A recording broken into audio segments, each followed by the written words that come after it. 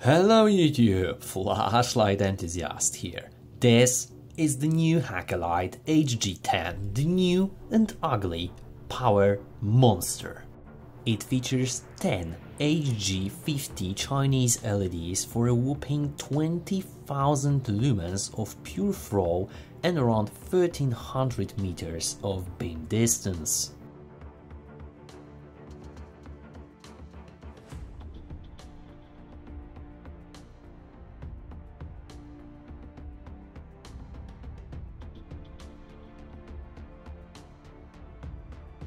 I got this flashlight directly from neilsgadgets.com. I highly encourage you to check out Neil's store. He has a ton of great deals and enthusiast flashlights, and with our special coupon code Flashlight Enthusiast you can get 15% off your purchase, so I highly encourage you to check it out. It comes in a standard Haikelite white box with all the cautions, labeling, etc. in the box. And inside you'll find a nice user manual. Unfortunately mine is only in Chinese, 2 spare O-rings, some quality control and documentation, last but not least a quality belt strap. As the flashlight comes with the included or built-in battery, make sure to unscrew the head before first operation and remove this nasty little insulation film. So here it is, the HG10 from Haikelite. Obviously, as usual, I will state the quality of Haikelite is just pure garbage. You take this flashlight and think you've got a $5 flashlight from the local bazaar. You've got this really nasty, cheap rubber switch, you've got sharp edges, you've got shiny anodization. Really, this flashlight does not look like it would cost around $120. But obviously you don't buy flashlights for looks, otherwise you wouldn't buy any convoy flashlights, right? This flashlight is definitely built for performance, and you've got it based on 10 LEDs, the Chinese ones, that you have in this beautiful shiny reflector. Although I could pick some dust in here, this is definitely a good piece of machinery. LEDs are well centered and basically everything looks just okay. You've got slight anti-reflective coating on this glass, but nothing fancy here, just to be there. The reflectors are quite deep, as you can see. The central one is as deep as the rest, so this is really good example. You've got here your attachments to this strap that is included in the set, as well as here, so that you can have this flashlight on your shoulder. Although this is not as hefty as you would expect, here as you can see on the screen, it weighs a little below 1 kilogram. Here there are some cooling fins that are definitely necessary. This flashlight has a nice high thermal limit set around 70 degrees Celsius, so definitely way needed. And the weight is distributed almost evenly between the head and the battery. Speaking of battery, just how it looks like here. This is a really big cell, and down there just simple aluminum tube.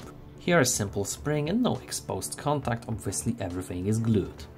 Threads are well greased from the factory with nice O-ring, however I would really be careful because those edges are quite sharp, so I'm cautious if O-ring would not break in time due to those sharp edges. However, you have 2 spares in the package, right? When you screw down your battery tube completely, you will see the purple color under the switch indicating the power is ready. And when it comes to user interface, it is really quite simple. You've got 1 click on, 1 click for off. Once you hold the switch, you got ramping up and down. You've got double tap for turbo, double tap for strobe mode.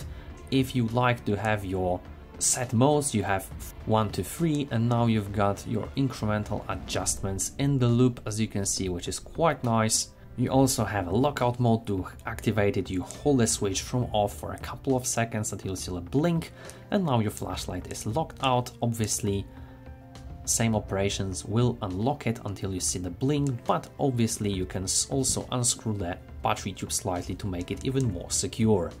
There is a USB-C charging port down there under this rubber cover, and in my case some cables were too shallow to enter this port, However, in some cases there wasn't a problem. You've got a red indicator when the charging is in progress and blue one when the charging has been finished.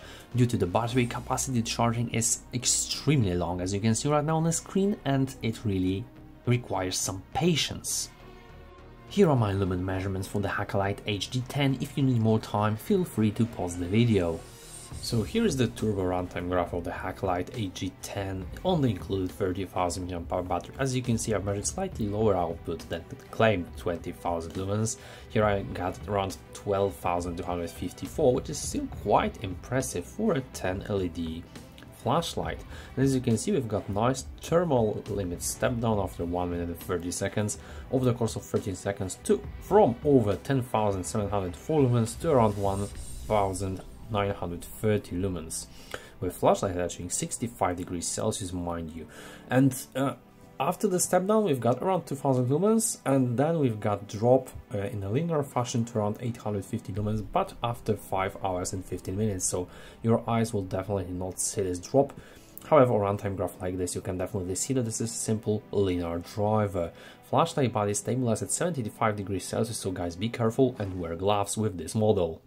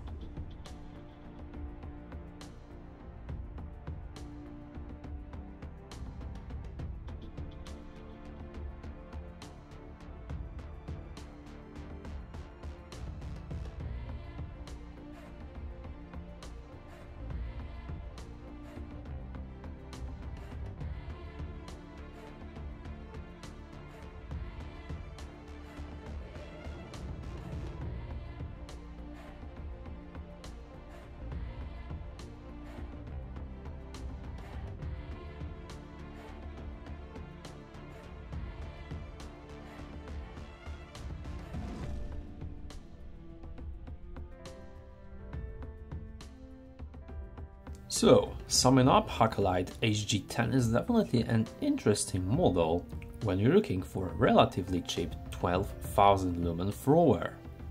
Although in my view build quality is definitely below expectations, as usual from Haikelite in my standards, the performance at start and generally the beam quality is really nice.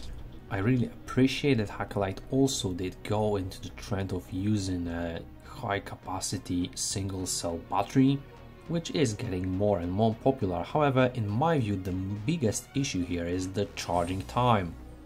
On one hand, you get a nice long runtime or such a cell. However, if you have to put 8 hours to fully charge it, it might be a limit in your outdoor situation when you don't have access to such batteries as spare and have only one power bank to fully charge it. Speaking of power bank, I don't think I mentioned it, but this flashlight also supports the reverse charging, so act as a power bank also in 20-watt discharge function. So at least it might serve you as a power bank if you don't like the looks.